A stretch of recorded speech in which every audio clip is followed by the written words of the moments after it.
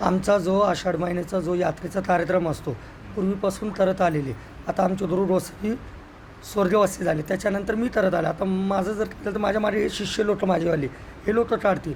हे म्हटलं तर मर्याई लक्ष्मीचा डाडा असतो, जी आमची मनमाडची शिवावरची जी गोदावरी माता आहे ती आमचं शिव आहे. आम्ही अख्ख्या गावांनी आम्हाला किंवा अख्ख्या समाजाने आम्हाला वाळीत टाकलेलं असलं तरी आज लोटं आम्हाला देवाच्या रूपाने पाहतात.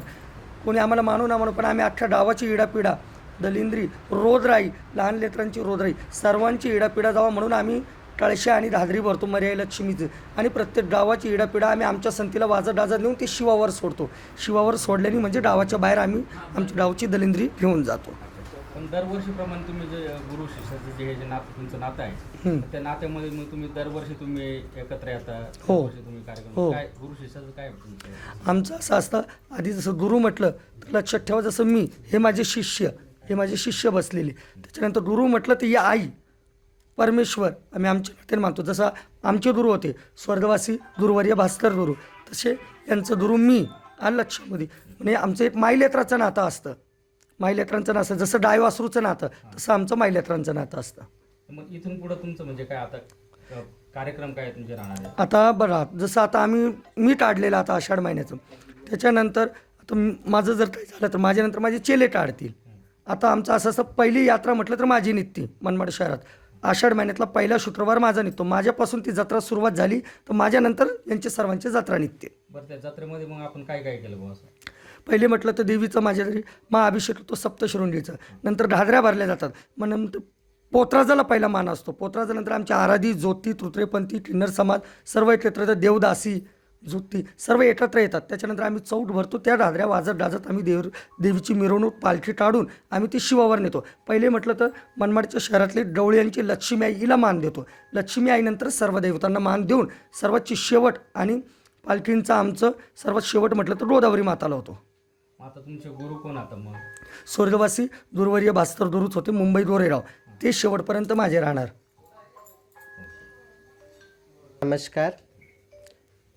आम्ही दरवर्षी या जत्रेत येतो.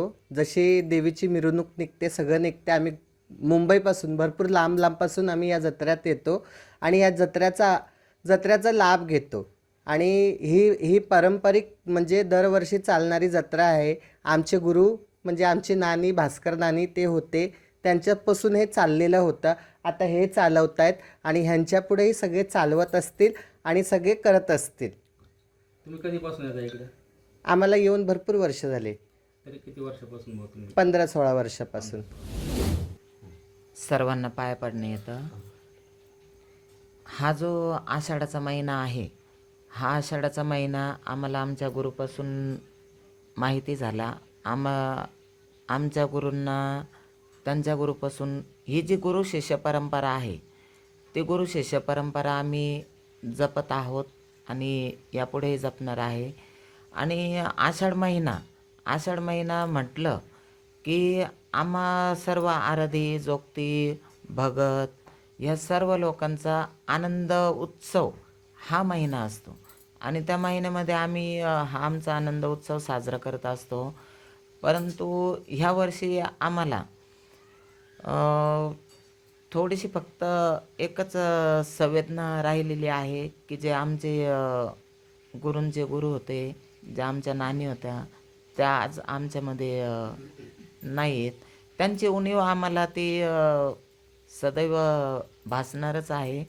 आणि त्यांनी जे आम्हाला शिकवण दिलेली आहे, जी त्यांची शिकवण आहे, त्यांच्या शिकवणीनुसार आम्ही पुढे चालणार आहे आणि पुढची परंपरा आम्ही जोपासत आहे. हा जो आषाढ महिना आहे, आषाढ महिना हा भगवतीचा, देवीचा, मर्याई लक्ष्मीचा, तो आम्ही घेऊन चालत आहोत. आता आमचं गुरुबंधू आहेत किरण, त्यांच्या निवासस्थानी आता गुरूंना इथं आमंत्रित करण्यात आलेलं आहे. नेमकी आषाढ महिन्यामध्ये काय केलं जातं? आषाढ महिना हा मर्याई लक्ष्मीचा महिना असतो. हा महिना जो वर्षातून एकदा येतो. जिथे आपण पूर्वी लोक बोलत होते की कॉलेरा पसरतो, तो कॉलेरा म्हणजे तो मर्याई लक्ष्मीचा महिना असतो.